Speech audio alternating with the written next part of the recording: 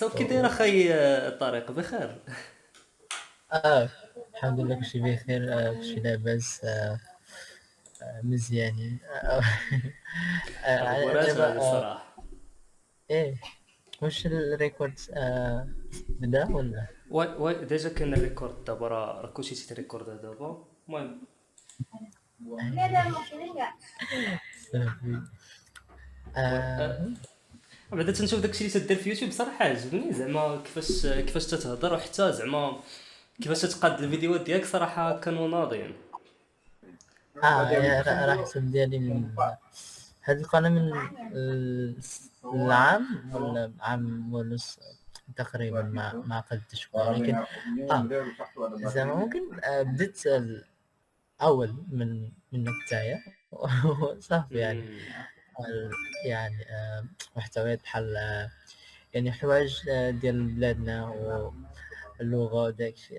لاصل بغيت ندير بحال ممكن كيفاش انا ممكن نقدم هاد القناة باش نعاون خوتنا العرب باش تعلموا لغتنا يعني. صافي. هو صراحه كنشوف زعما الكونتوني اللي تدير تما كيكون بالعربيه الفصحى، يعني انت ديجا اصلا قريتي العربيه الفصحى.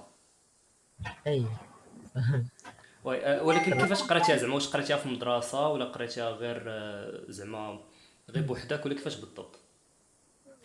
يعني كيفاش تعلمت العربي من زيرو، من البداية. امم. اي انا الحمد لله كنا بالنسبة ل 85% من الاندونيسيين مسلمين. و امم. صافي يعني من البداية ممكن نتعلم من حروف، يعني اللغة العربية لكي نقرأ القرآن صحيح يعني، والأحاديث ممكن وداك الشيء. آم، أكيد من الأصل من الحروف.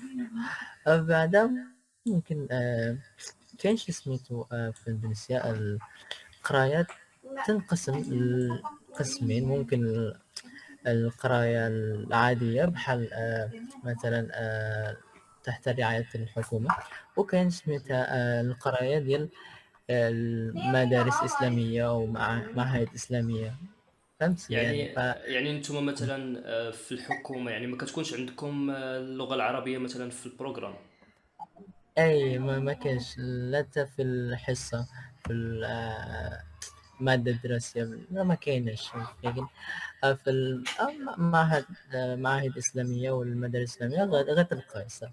آه وشنو كاين أنا أصلا شخصيا دخلت المدرسة الإسلامية من كيقولوا إعدادي، ياك إعدادي، وبعدها آه، ثانوي ولا ثانوي هو اللي كيجي مور الإعدادي. اه زعما قبل شنو هي قبل قبل الثانوي ديالكم؟ قبل الثانوي تيكون الإعدادي، يعني حنا كيكون عندنا في الأول ابتدائي كتكون فيه 6 سنين، من بعد كيكون عندنا الإعدادي فيه 3 سنين، والثانوي 3 سنين تا هو. انا من الاول تعلمت العربيه والقران ثلاث 6 سنين، 6 سنوات، ياك 6 سنوات في الاعدادي. وتعلم فقط اللغه العربيه للقران، مثلا يا ايها الذين امنوا غندير بحال ترجمه وداك الشيء. الحمد لله نفهم شويه. بعد في الثانويه انا دخلت الثانويه العامه.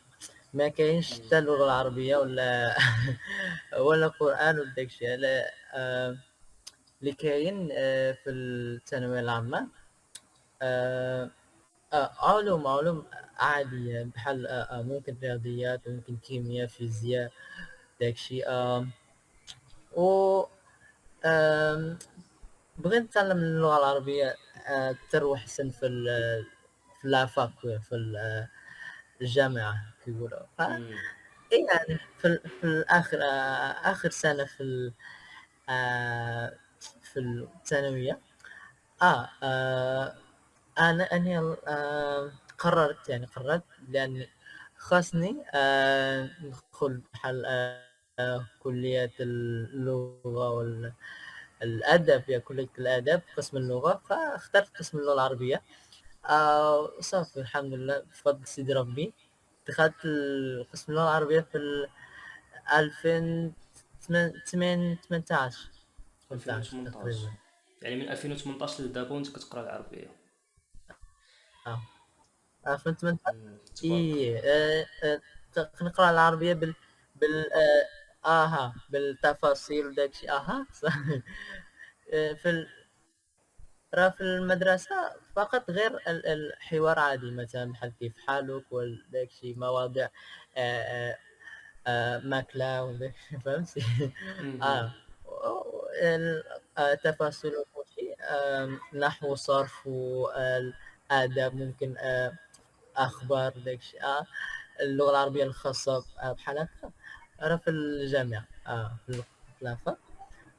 صافي السنة أو ممكن المدة العادية اللي عندنا آه، باش نكمل الدرس بشكل عام، يعني نورمالمون 4 سنوات باش نكملوا نخلصوا، يعني نخلصوا الجامعة القراية. مهم. بدأت 2018. فالمفروض خلصوا الجامعة الآفاق في 2022 صح. آه مهم. فالحمد لله. آه آه بعد دراسة شوية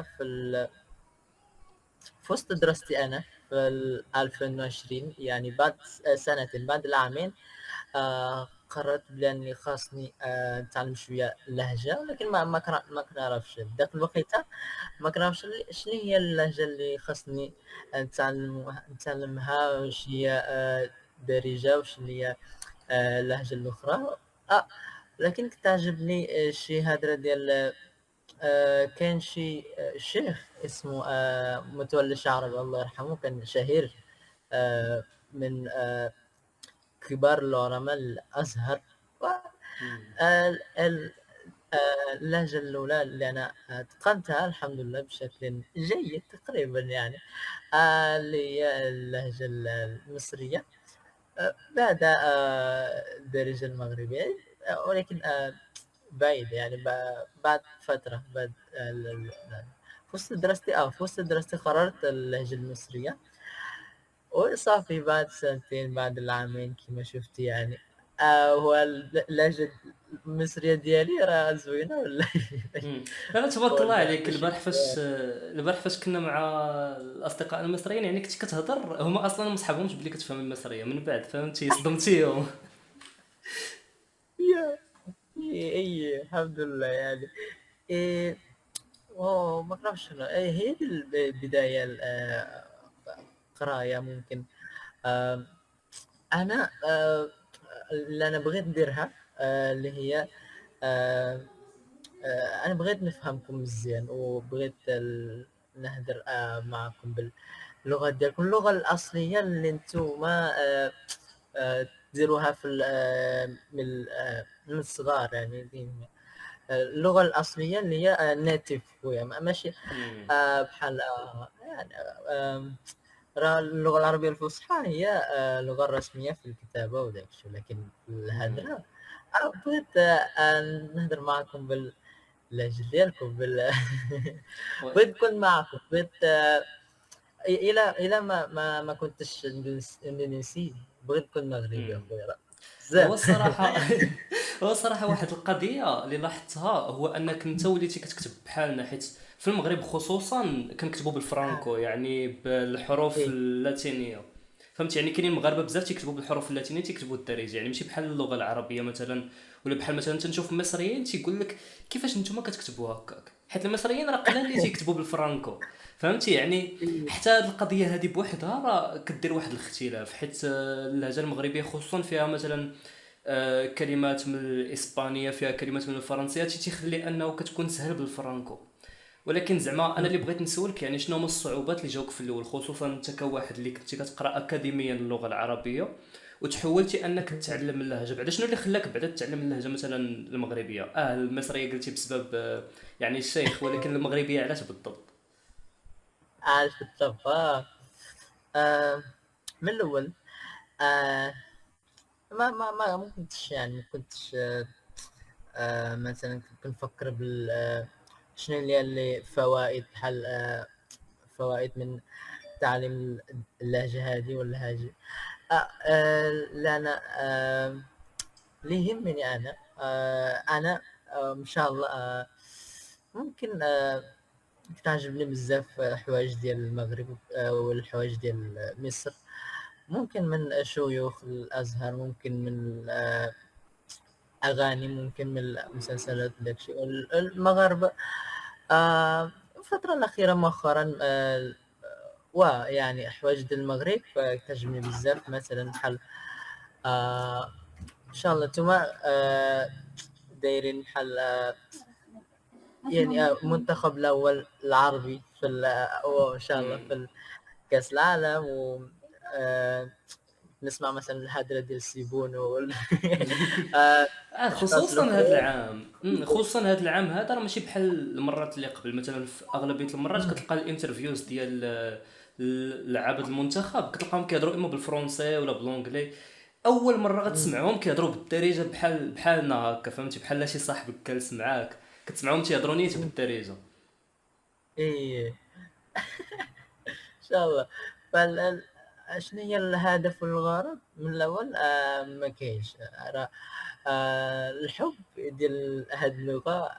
هاد الشيء اللي كيخليني آه نستمر و نكمل في هذه السير كما نقولوا السير اخويا. سير اي اخويا. السير اخويا. يعني صافي، يعني هذا الشيء اللي كاين شي حب ديال القلب ديالي، وان شاء الله او بعد التعامل ما شاء الله كتر وكتر يعني لاخوتنا المغاربه. الحب كيزيد خويا ان شاء الله. الله ما يحفظك. كنقص لا والو من لا حب ديال اخوتنا المغاربه من الاول. هو كاين شي صعوبه ولا ما كاينش بالنسبه لي انا؟ اكيد يعني طبعا في هناك بعض الصعوبات اللي انا كنت اعاني يعني شخصيا. الحاجه الاولى اللي هي ما كاينش شي حاجه سميتها مثلا حوايج فورماتات خويا بحال مم. فهمت يعني مثلا ديال الكتب ولا اوديو داكشي يعني باش تتعلمها. حتى بالمصريه ما كاينش يعني مثلا شي واحد اللي كيدير كتاب خاص بحال اللهجه المصريه وداكشي. لا اي لهجه ما كاينش خويا. هو فهادشي الصراحة اللي قلبت، كنت قلبت أنا على اللهجة المصرية، يعني مثلا شي كتوبة ما لقيتش، ولكن شنو لقيت؟ كاينين كورسز مثلا ديال ميمورايز، كيجي واحد كيبقى كيعلمك.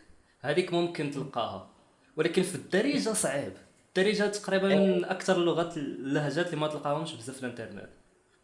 يعني لا تا شي واحد من العربي تيفهم دارجه مزيان ما كاينش. مهم. لا هادشي الحاجه الاولى اللي هي ما كاينش شي حاجه فورماتات اللي هي كتب ولا خاصنا. ممكن الى يوجد مثلا راه ممكن بالاسعار مش نورمال زعما شويه مم. كورس داكشي. ف انا ان شاء الله انا بحال دراوش خويا. ما كاينش ما عنديش على قد الحال. على على كل حال يعني. يعني مم. بحال ماشي بزاف ديال اغنيه وداك الشيء، ولكن ممكن نشري شويه ولكن ماشي بزاف. هذه المعاناه الاولى. ف خصنا ممكن نشوف شنو الحوايج اللي في ايدي اللي انا ممكن نديرها. ف اللي عندي ممكن يوتيوب الاولى. حاجه ثانيه ممكن انستغرام، ممكن التيك توك. يعني كاين بزاف ان شاء الله يوتيوبرز مغاربه بحال رحاله، ممكن بحال آه شنو هي سميتها صانع محتوى. صانع محتوى. صانع محتوى. اي هادو هما اللي آآ أنا دايمًا الحاجة الأولى اللي أنا خاصني نديرها، خاصني نتعوّد على هاد اللهجة، على هاد نبرة الصوت مختلفة، على هاد الجو المختلف بحال خوتنا المغاربة ف آآ أنا الهدف الأول ماشي نتعلم اللهجة، ولكن خاصني نشوف ونسمع ونتعود عليه، يعني نتعود على هاد اللهجة إلى هُما كيقولوا هاكا معناها هاكا مم. صافي يعني والنطق ديال هذه اللهجة رقّة زعما بحال همزة مثلًا قلقان راه كيقولوا مم. الآن والّا داك الشي ف فهمتك. حوايج اللي أنا كنت مش متعوّد عليها يعني من تفريق مثلًا أو تبديل الحروف آآ مثلًا حتى ديالكم مثلًا حرف ثاء راه التاء مثلًا أحيانًا مم. مثلًا آآ ثق عارفة الثق باللغة العربية الفصحى، ثق ثق في مم. نفسك يعني ثق في راسك يقولوا تنبدلوها. أي لولا الحاجة اللي أنا كنت أعاني فيها اللي هي كتب نادرة وال بعدها نبرة صوت مختلف آمم نبرة صوت مختلفة آآ تون زعما تون بحال كيما شُفت يعني كيفاش مثلًا شي واحد حتى نتوما مثلًا شي واحد جزيري وشي واحد مغربي واخا ولكن الهضرة مختلفة شوية كاين فهمت فرق. هو إي الصراحه كاين واحد الحاجه ما عرفتش الصراحه، انا ما تنعرفش بزاف في الاندونيسيه، تنعرف كلمه واحده اللي هي سيريما باغي صافي، هذه هي الحاجه الوحيده اللي تنعرف.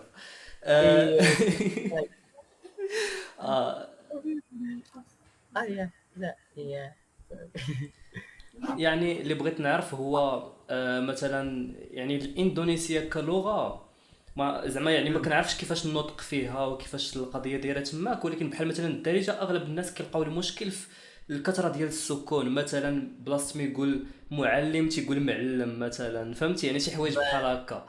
يعني واش إي ما تحسيش في هاد المشاكل هادو؟ حيت تنعرف اغلبيه واخا العرب، يعني مثلا كنلقى مصريين تيتعلموا الدارجه تتجيهم هاد القضيه صعيبه، حتى في الهضره ما تيقولوهاش هما مقاده، فهمتي؟ حيت انت اللي لاحظت انت عندك النطق ديال الدارجه راه مقاد، يعني راه بحال يعني ما كاينش داك المشكل ديال كتقولها بطريقه مختلفه زعما، يعني كتقولها آه كما تيخصها تقال. آآ كي كيما يعني حتى أنا مثلًا إلى شُفت أو إلى سمعت بلي مثلًا هدرة مصرية، مثلًا 4 كلمات خويا مثلًا ما فيش حاجة اسمها كده، اللي خاصني أنا نديرها ماشي بزاف أكيد كلمات يعني نتعلموا الكلمات 4 كلمات مثلًا إلى ما فيش حاجة اسمها كده. ولكن الحاجة اللي بعدها يعني بعد الكلمات اللي هي النطق النطق ونبرة الصوت هذه اللي أنا دائمًا بشكل عام يعني غنشوف شنو هي النطق الصحيح في هذه اللهجة، فراه المصريين كيقولوها في ثانية واحدة أخويا ثانية واحدة مثلًا بحال يا عمي ما فيش حاجة اسمها كده آآ في كاين شي اسمها stressing خويا مثلًا فيش حاجة اسمها كده راه stressing في الكاف أخويا مثلًا لا ما فيش حاجة اسمها كده كده يعني في الكاف تيبدلوها. إلى نديرها في الحرف الثاني راه ماشي مصري أخويا مثلًا مش حاجة اسمها كده في الدال يعني stressing في الدال راه لا هادشي راه ماشي مصري فهمتي حتى دقيق يعني دقيقة بحال آمم stressing راه مهم بزاف يعني آمم هاد القضية ت أنا ممكن مؤخرًا سمعت بأن شي واحد ممكن مثلًا صاحبي مصري كيحاول كيضرب الدارجة، ولكن اللي أنا سمعتها هو كيحاول كينطق الكلمة الدارجة بالنبرة صوت مصري اخويا مثلا كيدير لاباس كان لا تحت فوق تحت فوق يعني حالك يعني بحال ازيك عامل ايه يعني نفس نفس فهمتي يعني نفس النطق يعني راه نبرة صوت مصري ولكن الكلمات مغربية فهمتي يعني هادشي اللي كيدير الخدام فلو ندق يعني أدق الدقة في المعلومة في التعليم راه اللغة هذه يعني حوايج بزاف ديال مراحل مثلا الأولى كلمات بعد نبرة صوت بعد ستريسينغ شنو هي ستريسينغ الصح اللي نديرها في الكاف مثلا نديرها في الحرف هذا هادشي اللي كيخليك تدير يعني تدير هاد اللغة بالطلاقة خويا حيت هاد القضيه صراحه مهمه عليها. انا صراحه شوف مثلا في اليابانيه نقدر نقول لك غادي مزيان، ولكن مثلا فاش كنبغي نتعلم الصينيه اكبر مشكل تيجيني هو كيفاش تعبر على يعني الحاله المزاجيه ديالك. علاش هما مثلا عندهم دوك يعني النبره ديال الصوت مهمه بزاف في انك تعطي المعنى للكلمه. عليها مثلا الا كنتي كتغوت ولا كتهضر بشويه كاين فرق وكيخصك تعلمهم كاملين. هذا هو اللي كيجيب زعما القضيه صعيبه. عليها صراحه يعني فاش كتمشي في هاد الديتيلز هادو هو فين كتقدر انك تشد يعني اللهجه بحال النيتيفز. يعني انا بالنسبه لي مثلا اللي بغيت نسولك هو كيفاش تقدر تشد بحال هاد الشيء مثلا، يعني هاد الديتيلز هادو كيفاش تقدر تشدهم مثلا؟ واش زعما خصك تهضر مع الناس ولا بالضبط كيفاش خصك دير لها؟ اي صافي آه راه كاين بالنسبة ليا جوج ديال شنو هي ماشي مشكلة ولكن هي تعتبر قضية ممكن جوج قضية مهمة بزاف حاجة الأولى اللي هي التعود أو زي حنا كمتعلم اللغة كنتعودوا على هاد اللغة حاجة ثانية اللي هي صافي يعني كيفاش ننطق الكلمة وداك الشيء بالتناوب. أنا عندي program ماشي program روتين نفسيًا أنا شخصيًا آآ غندير مثلًا تا اللهجة المصرية من الأول كنسمع حوالي مثلًا فقط 5 دقايق خويا 5 دقايق من هاد اللغة كل صباح آه، وخاص يعني لازم يكون في هذا الفيديو شي حاجة سميتها ترانسكريبت. عارف ترانسكريبت بحال ماشي ترجمة ترانسكريبت لا ترانسكريبت نفس بحال اللغه وهي مكتوبه، يعني هي مثلا العربيه وغتكون مكتوبه بالعربيه يعني ماشي بلغه ثانيه. هي هادشي اللي كيخليني نتعلموا أو نشوفوا على شنو هي كلمة جديدة اللي أنا ممكن ما عرفتهاش وباقي عرفتها مثلا بحال شي كلمة دراويش ولا كلمات غندوش داكشي كاينين بزاف كلمات اللي أنا ما فهمتش لا والو من الأول تعليم الدارجة آه، صافي يعني آم، هادشي الأول والثاني هادشي في العربية خاصك تتعلم القواعد الأساسية مثلا إلا عرفت القواعد الأساسية بحال فعل الماضي فعل المضارع في الدارجة خاصة زعما غنشوف غنعرف شنو هي الكلمة الأساسية الكلمة الأصلية من ديك الكلمة مثلا غندوش أو ممكن غنسمع اللي هي جات من كلمة أسمع ولكن قاعدة المستقبل في الدارجة كيزيدوا الغاء في الأول ولا غادي هادشي مهم بزاف باش نفهم هاد اللغة باش نفهم ولكن باش ننطق ولا باش نديرو هاد اللغة الحاجة الأولى نتعودوا عليها وحاجة الثانية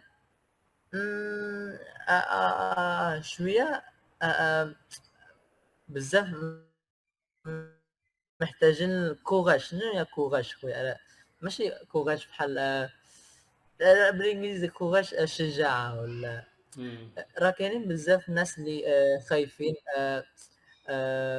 غيديروا الميستيك، غيديروا شنو هي اخطاء ديال اللغه. مم. خاصنا نديروا اخطاء خويا باش صح.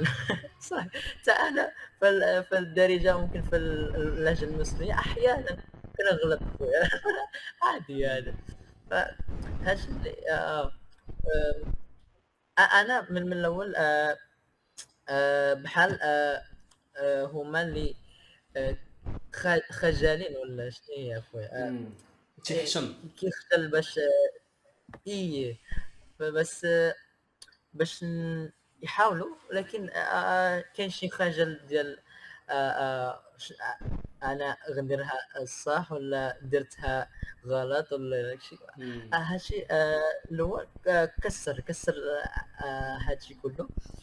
آه ان شاء الله حتى انا كنت فكر عقلت آه ذاك الوقت في كان شي كورس اللغة الإنجليزية.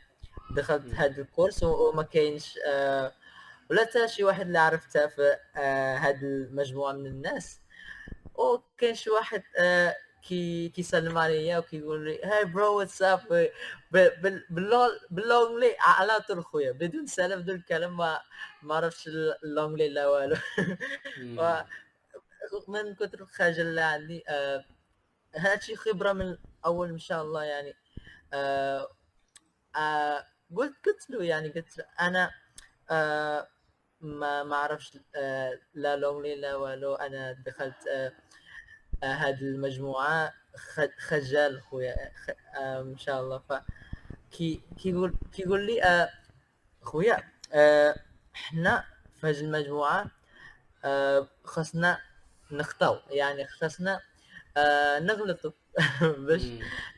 تعلموا هذه اللغة. صافي يعني في الهضرة يعني من الأول حتى أنا ما ممكن غندير فريمون حوايج مغلوطة خويا في الإنجليزية، في النطق ممكن في ولكن بعد فترة اللي خاصك تديرها اللي هي كسر كسر الخوف اخويا ولا شنو هي مم. آه كتحيد ديك هي ديك الحشمه اللي تتكون عندك، حيت كاين واحد المثل كاع بالعربيه سميتو تيقول لك اثنان لا يتعلمان، المتكبر والخجول.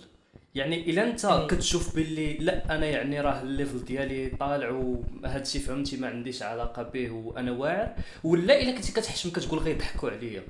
انا بالنسبه لي ما عنديش مشكل يضحكوا عليا. مثلا انا شنو كنت ندير فاش نكون مثلا تنتعلم شي حاجه ديما تنسول فين ما نعرف شي حاجه نسول، واخا نكون زعما مثلا فرضا مثلا نتايا في واحد ليفل انت في واحد ليفل مزيان في الانجليش ياك، وكاينه واحد الكلمه هي من الليفل ديال بيجينر وانت ما كنتيش عارفها، ما فيها حتى شي مشكل تقول لي ما عرفتش شنو كتعني.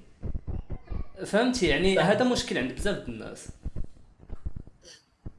سي وي حاجه اخرى كنت بغيت نسولك عليها اللي هي يعني كيفاش يعني يقدر واحد يتعلم يعني مثلا اللهجه ديال واحد الناس اللي هو ما ساكنش معاهم. يعني مثلا نتايا ما عمرك جيتي للمغرب، كيفاش تقدر تتعلم الدارجه ولا، وخصوصا انه الدارجه راه تنهضروا على اصعب لهجه في العرب كاملين. راه كاملين. حتى الجزائريه راه قريبه لنا، ولكن راها سهل من الدارجه. وشحال من واحد تيقولها لك تيقول لك باللي راه شي مرات راه نقدروا نفهموا الجزائريه ولكن راه ما نقدروش نفهموا المغربيه. يعني كيفاش هي انه انت جيتي لديك الصعيبه فيهم كاع وتعلمتي لها بلا ما انك زعما تلاقى دوك الناس مثلا يعني. أمم. آه آه شنو شنو اللي خاصني نقول له يعني. آم انا بالنسبه لي آم آه طبعا اكيد بزاف الحوايج آه وغتلقى بروبلم خويا في مثلا تعليم الدارجة. لكن كما اقول لك يعني نقول لك لان الحب من هذه اللغة او ممكن حوايج اللي فريمون تلفت يعني لفت انتباهي انا يعني من ممكن شي حاجة اللي اونيك خويا بحال ديال هذه اللغة. داكشي اللي كيخليني نكملوا او ممكن نستمر، يعني نستمر في هذه السيرة. آه كيفاش نواجه هذه الصعوبة؟ اه اي مم، آه والله ما بعرف شو هذه السيرة. ممكن انا شخصيا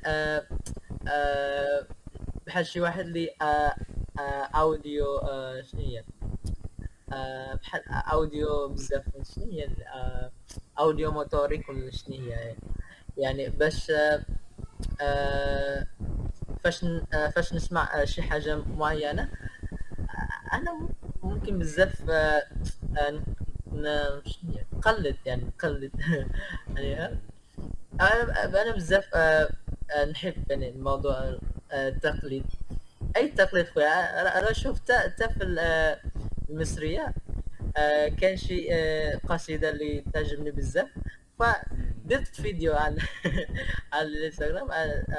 كنت نحاول آه، ندير بحاله يعني بالقصيده المصريه. آه، صافي ما بدون حشومه. شنو هي الناس قد تضحك عليا وداك الشيء. اه يعني كنواجه ديك البروبليم ب بدون حشومه. شنو هي بدون حشومه؟ بدون لا ما تحشم. احساس.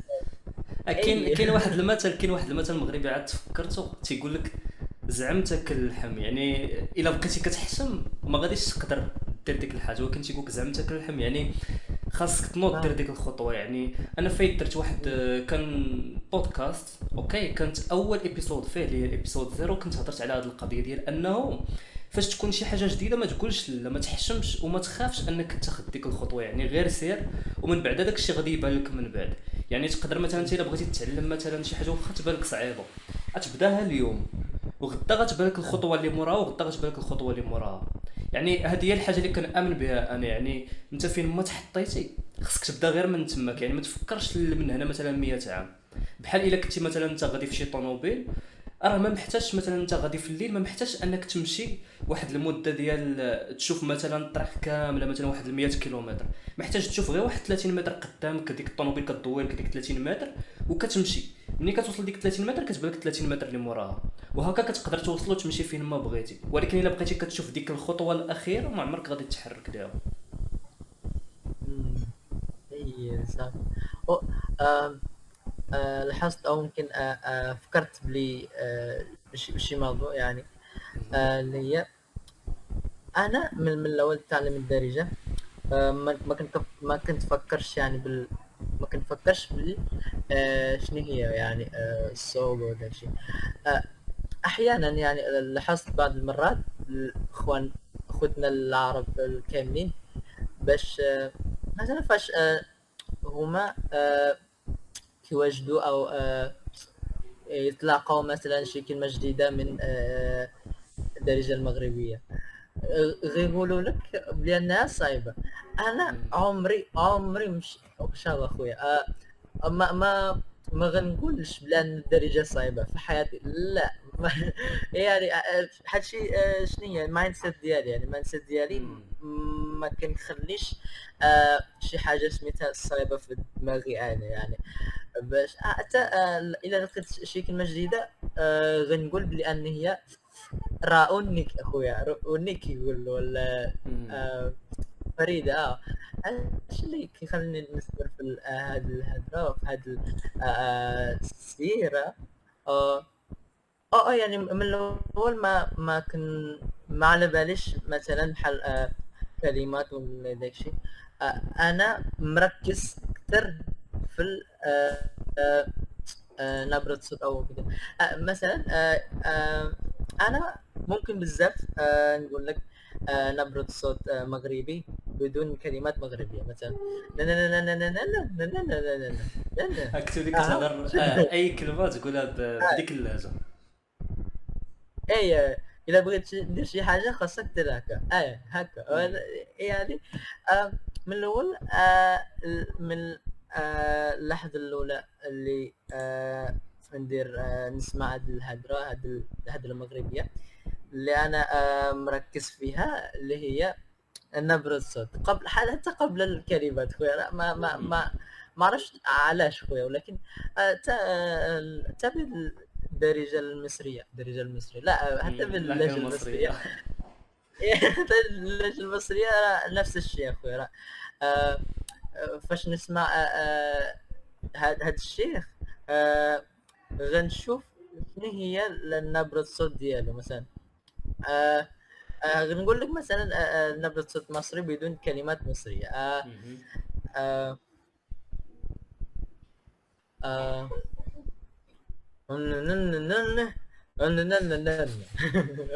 بصح بصح كتبان هاي كيبان الفرق. آه آه ربنا عنده كل حاجة، ما تخافش، ده انت لو معاك ده لا لا لا لا لا لا. مم. يعني انا غناخد شوية شنو هي غناخد نبرة الصوت قبل هدرة اخويا، قبل الكلمات، حتى قبل الكلمات. انا غنشوف، غنركز على شنو هي آه، غ- راه بالنسبة لي الى، يعني الى بغيت، يعني الى بغيتي دير هذه اللغة بالطلاقة، آه، الكلمة اللي حاجة الأولى، ولكن بعدها خاصك دير نبرة الصوت أو التون كيما هي، يعني كيما الأصلية مثلا. ازيك عامل ايه، مثلا آه ربنا، عندهم كلمة ربنا. مم. لازم تتقال بكده، يعني ربنا عنده كل حاجة، وما تخافش، ده انت لو معاك 60 سنة بس معاك ربنا هتمشي، يعني هتنجح ولا. مم. فهي دي اللي انا درتها في ما اعرفش، هل هذه آم، حاجة أهم حاجة، بس باش نتعلم هذه اللغة. يا ريت يعني تفيدك لا لا بصح راك يلا. عرفتي شي حوايج قلتيهم دابا راه حيت دابا المشكله اللي كطرا هي انه الناس عندهم واحد النظره على الدارجه في شكل، خصوصا تنهضر على العرب، حيت ديما شوف يقدر واحد عربي يقدر يمشي يتعلم لهجه شاميه، لهجه حجازيه، اي حاجه، ولكن فاش كيجي للدارجه تيقول لك نتوما راه ما تتهضروش بالعربيه، بحال هكا تيقول لك. حيت بصح حنايا عندنا واحد نقدروا نقولوا هي شوف دازت بمراحل بزاف. كاين عندك مثلا بسبب انه مثلا عندنا احنا الامازيغ، مثلا الكلمه ديال كنبغيك مثلا، أمم. كنبغي، كلمه كنبغي عندها جوج معاني، عندها اريد واحب، بجوج. آه في الدارجه ما كاينش فرق، كنقولوا كنبغي هذه الحاجه مثلا. منين جات من الامازيغيه، انا ماشي امازيغي، ولكن هاد الهضره هذه قال لي واحد امازيغي، قال لي انه في الامازيغيه الافعال بجوج عندهم نفس المعنى، يعني فاش كتبغي تقول لشي واحد احبك كتقول له انا اريدك بالامازيغيه. هادشي من هنا مثلا آه جات، فهمتي؟ هنا كنفهموا ان من هنا جات مثلا كلمه كنبغيك علاش كتعني هاد المعاني بجوج. كتجي عاوتاني كتشوف مثلا صباط منين جات من الصبريونيه مثلا، كتلقى سانسور جات من اسانسور بالفرنسي، يعني كتلقى شي كلمات مخودين من بلايص اخرين. وهذا الشيء راه كاين زعما يعني كاين في بلايص اخرين، مثلا في مصر تيقول لك شاكوش، شاكوش هذه ماشي كلمه عربيه، ولكن هما عندهم في المصريه يعني. ولكن حنايا اللي مخلي انه انا اللي تيبان لي بعدا اللي تنشوف كمغربي اللي تيخلي اللهجه ديالنا صعيبه، هو انه اولا حنايا كنزربوا في الهضره، وهذه متفق عليها، حتى في العربيه ديالي، حتى في المصريه، حتى في الجابونيه، حتى في لونجلي تنهضر بالزربه. ولكن إيه. ونقول لك واحد الحاجه، انا فاش كنت صغير كانوا تيقولوا عليا هضرتي ثقيله فاش كنت صغير. دابا الناس كيستغربوا تيقول لك وليت كتهضر بالزربه. الحاجه الثانيه هي انه عندنا حنا السكون في اي حاجه، وهادشي كيخلي بصح كيعاونك باش انك تزرب. مثلا الا بغيتي تقول مثلا ما عرفتش ولد المعلم، ولد المعلم، أمم. شتي الفرق يعني. هنا كيبان لك الفرق، ولكن فاش كتجي تشوف يعني هادي كتزيدها على داك الشيء الاخر، وكتزيدها على حاجه اخرى، هي كاينين شي كلمات حنا اصلا يعني خرجناهم من شي حوايج مثلا اللي ما بعادين في المعنى. مثلا شانطي، شانطي كتعني شارع، كتعني الطريق اللي تيدوزو فيه السيارات. ولكن منين جات راه ما عندها حتى شي علاقه مع الشانطي كشانطي، يعني كشارع ما عندهاش علاقه معاه. الشانطي جات من اه شونتيي بالفرنسي. شونتيي كتعني يعني ديك الورشه د العمل. شنو كان تيطرا هو انه في ايامات الاستعمار كانوا المغاربه كيخدموهم في الشوارع، تيقادوا الشوارع. مثلا فرنسا كانت كتقاد الشوارع، اه وفاش كانوا المغاربه تيسمعوهم تيسمعوا تيقول لك جو في الي او شونتيي، غادي نمشي للشونتيي، غادي نمشي للشونتيي. اه فهمتي؟ هو عارفو غادي يمشي اه للشارع، حيت هو الشارع هو الشونتيي ديالو فين تيخدم. من تماك بدينا تنقولوا شانطي اه مثلا. فهمتي كيفاش يعني؟ اه يعني كاين هاد الحوايج هادو تيخليو الدارجه تكون شويه مختلفه. وهادشي اه تيخلي الناس يقول لك لا راه نتوما راه كتدخلوا فرونسي بزاف، على عكس الجزائر تيدخلوا فرونسي اكثر منا، والجزائر مفهومين اكثر منا. وهذه الناس وي يعني فاش كيجيو يهضروا مثلا تيقدروا يقول لك لا حيت نتوما كتخدموا كلمات فرونسي، ولكن لا، حيت حنايا هذا الشيء كامل تيخليه يتبدل. وعاد بلا ما نهضروا على انه المغرب دازوا فيه بزاف ديال الحضارات، يعني عندك الفينيقيين، عندك ما عرفتش بزاف الامويين، كاينين بزاف. وحتى مثلا شنو اللي تيخلي الصبليونيه يعني دخلت للمغرب؟ راه ماشي بسبب الاستعمار. دخلت بسبب الاستعمار، ولكن السبب الرئيسي هو المسلمين اللي كانوا في الاندلس. منين كان يعني من بعد السقوط ديال الاندلس جاو لاقرب بلاصه اللي هي المغرب، اللي هي اللي غتحتويهم حيت هما مسلمين. فهمتي؟ وهادشي اللي غيخليهم هما فاش غيدخلوا معاهم حتى اللغه الاسبانيه. وهادشي غيخلي تلقى باللي اه بزاف ديال الكلمات الاسبانيه عندنا هنايا في المغرب. غير هو واحد الحاجه اللي تلاحظها انا، هو انه كاين بزاف ديال الناس ماشي مغاربه، اوكي. هاد الناس هادو فاش كيبغي يتعلم الدارجه مثلا كيمشي كيشد لك مثلا دوك الكلمات اللي مختلفين. مثلا كيمشي كيتعلم لك بزاف زوين، شي حاجه بحال هكا. ولكن فاش كتجي تشوف، انا بالنسبه لي ممكن تحاول دير بحال هكا شي واحد الاسقاط على اللهجه ديالك ولا على اللغه العربيه كلغه، حيت الاصل ديال الدارجه راه هو اللغه العربيه. يعني غدير مثلا واحد الاسقاط، مثلا غتشوف شنو اللي كيخلي الفرق. مثلا ها هو الكلمه ديال ياكل، في التصريفات في الدارجه غتقول مثلا كناكل، انا اكل الان، غناكل انا ساكل، اكلت كليت. وهذه غدير لها اسقاط على كاع الافعال الاخرين. امشي مشيت، كنمشي غنمشي. يعني هادشي كيخلي تشوف اللهجه سهلت عندك، ما كيبقاش داك الحاجز اللي كتشوف ديال انها لا راه صعيبه وراه ما نقدرش نتعلم لها. والحاجه الاخرى اللي نقدر نقول لك هي انه هذا صراحه مشكل عندنا في المغرب، اللي هو الناس اللي تيغنيو وتيغنيو يعني كما تنقول انترناشونال ما تيهضروش بلهجه مغربيه واضحه. يقدر هو ايه تيدير له واحد التحوير باش تبان كتشبه شويه للخليجيه، باش تبان كتشبه شويه للمصريه، باش كتبان كتشبه شويه للعربيه، باش الناس يفهموها. فهمتي؟ مثلا اكثر اغنيه تشهرت وقيله في المغرب، يعني اكثر اغنيه في الفيوز في المغرب كامل راه هي المعلم. الاغنيه ديال المعلم واصله مليار، امم اوكي، تشهرت في العالم ايه كامل. الناس بزاف تيعرفوا الاغنيه ديال المعلم، ولكن فاش كيسمع انت معلم وحنا منك نتعلم، هذه ماشي دارجه. فهمتي؟ ايه ايه فهمتك فهمتك يعني هادشي كيخلي انه بصح الدارجه ما توصلش للناس لديك الدرجه. وبلا ما نهضروا على الافلام مثلا، كنعرف بزاف د الناس مثلا تيقول لك انا ما كرهتش نتفرج في افلام مغربيه، ولكن كلهم بالدارجه مثلا، وكلهم ما فيهمش مثلا ترانسكريبشن، ولا حتى مثلا اصلا ما كانش عندنا واحد الاندستري اللي مجهده. شحال هادي كنا كنتفرجوا الافلام المصريين. فهمتي يعني؟ حتى السينما ما كانش عندنا في الاول، ومني ولات عندنا امم السينما بحال قلتي الناس ما بقاوش كيتفرجوا في التلفازه بزاف.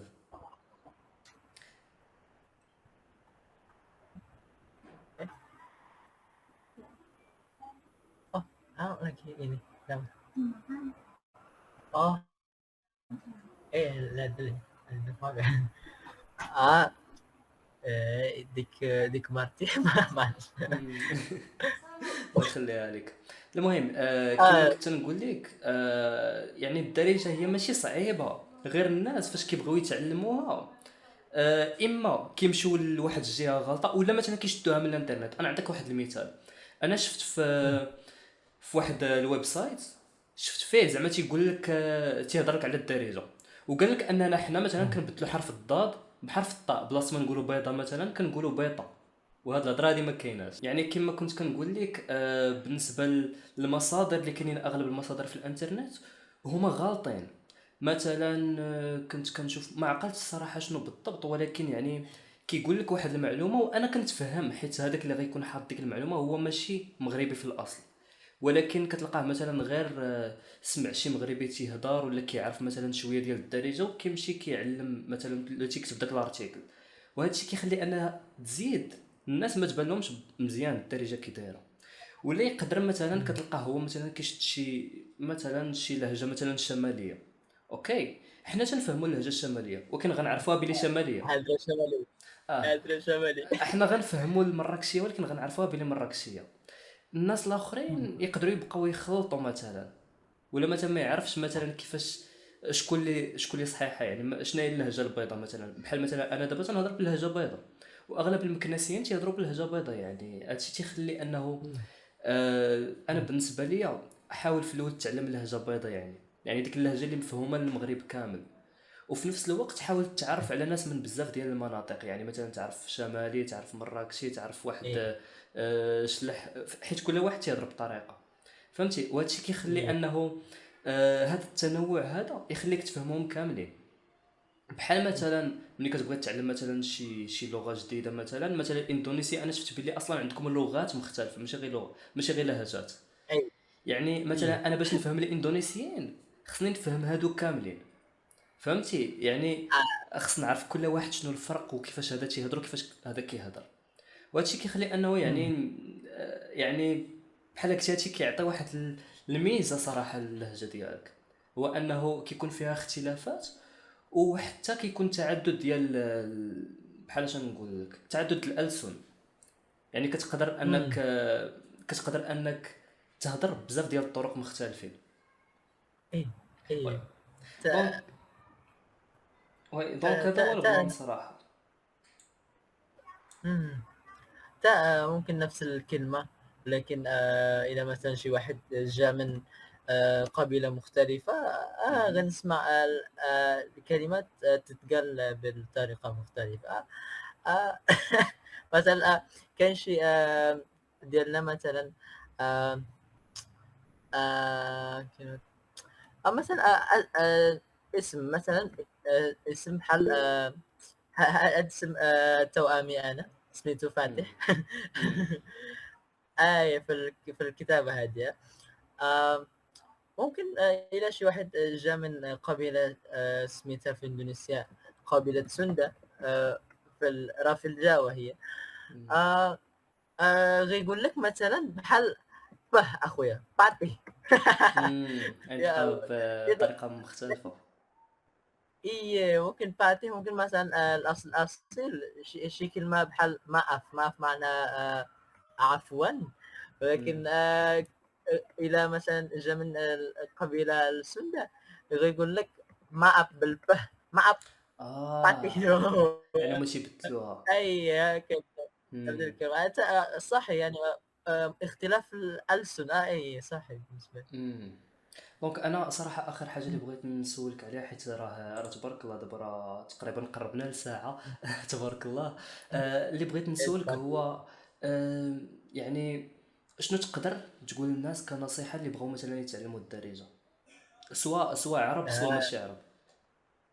إيه إلى شي واحد بغا يتعلم دارجة، أي صافي. الحاجة الأولى آه، ما تقولش بلان الدارجة صايبة، أو ما تقولش هاد الهدرة في دماغك نتايا في مخك أخويا. خوتنا العرب كاملين شايفين هاد الهدرة. بالنسبة لي ما تقولش هكا يعني. حتى في اللغة الأخرى ممكن أنت دابا تتعلم اللغة اليابانية، ممكن اللغة الثانية. راه المايند مهم بزاف، يعني المايند ديال هاد اللغة ديال هاد آه، التعليم مهم بزاف فاش أنك غتنجح ولا غتفشل. بالنسبة لي هاد المايند غتخليك لونغ لاستينغ خويا. شنو هي لونغ لاستينغ اللي يعني كطول غادي تطول في يعني في التعلم. كتصور؟ اي مم. صح، يعني في اللونغ ران، يعني في لونغ ران هادي هادشي غيخليك يكمل، غيخليك يستمر بالشكل جيد، و وما غتستسلمش، يعني بسبب هاد المايند سيت ما غتستسلم. آه، كيف ما كان الوضع اخويا، كيف ما كان مثلا شي واحد يقول لك مش فايده، يعني مش فايده تتعلم الدارجه، ولكن من الحب ديالي ومن المايند سيت ديالي راه اولا كنحب هذه اللغه، والثانيه آه، هي اونيك، هي زوينه. هادشي اللي مايند سيت هذا اللي خليني نتعلم، نطور ونطور يعني في نفس الوقت في هذه اللغه. الحاجه الاولى المايند سيت. الثانيه اللي هي آه كاين شي حاجه سميتها الكونيكشن ولا العلاقه اخويا. راه الكتابه لا راه القراءه لها علاقه بالكتابه، ولكن الاستماع له علاقه بالتحدث بالكلام. فإلى إلى بغيتي دير أي لغة، دير مثلا بحال التكلم أو التحدث بالطلاقة، خاصك تسمع هدرة على الأقل كل يوم 5 دقائق، وتزود يعني تزود على تبارك الله على اللي بغيتي. انا من الاول مثلا الهضره مصريه غنسمع بحال 5 دقائق، بعد شويه غنزود مثلا بحال آه، مثلا 5 دقائق الى 10 دقائق، بعدين 15 دقيقة، بعد نص دقيقة، نص ساعة، حتى نص ساعة، بعدها ساعة كاملة، يعني بودكاست كامل راه بالمغربي، راه بالمغربي كاع، يعني ما فيش ترجمة لا والو، يعني ف آه، آه، مراحل يا اخوي، مراحل في التعليم، يعني تبدا ممكن بال شنو هي البيجينر مبتدئ. بال5 دقائق، بعدها زود شويه بحال اي مراحل في التعلم. حاجه الاخيره ممكن اللي هي آه الى لقيتي او نتوما غتلقاو مثلا شي كلمه جديده من ديك اللغه، او ممكن شي عباره جديده، خاصكم تسولوا المتحدثين الاصليين من هاد اللغه. راه صحي بزاف خويا، راه الاخذ يعني اخذ المعلومه مهم بزاف، يعني منين انت جبت هاد المعلومه، راه من كتب ولا داكشي ممكن غتغلط، ولكن من المتحدثين الاصليين راه هما اللي عايشين مع هاد اللغه، اللي عارفين بزاف يعني شنو هي هاد الكلمه معناها. مثلا آه، جبت خويا، كاين شي حاجه اسمها جبت، ممكن جبت بحال اي يعني انا مثلا من شنطه جبت شي حاجه يعني مم. ولا كاين شي حاجه مثلا بحال جبت معنات آه، في أنا نسيت يعني شنو هي الاخرى.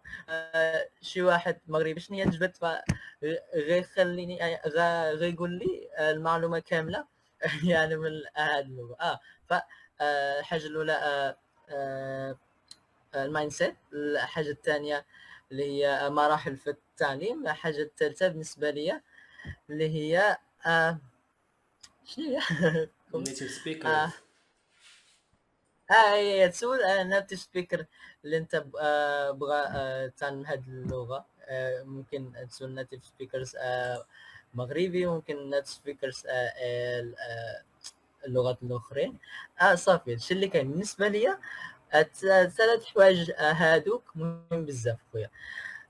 بعدا سير توكل على الله، وما يتوكل على الله هو حسبه، يعني ان شاء الله. ضروري. ايه ضروري، ضروري هذه اهم خويا. حاجه.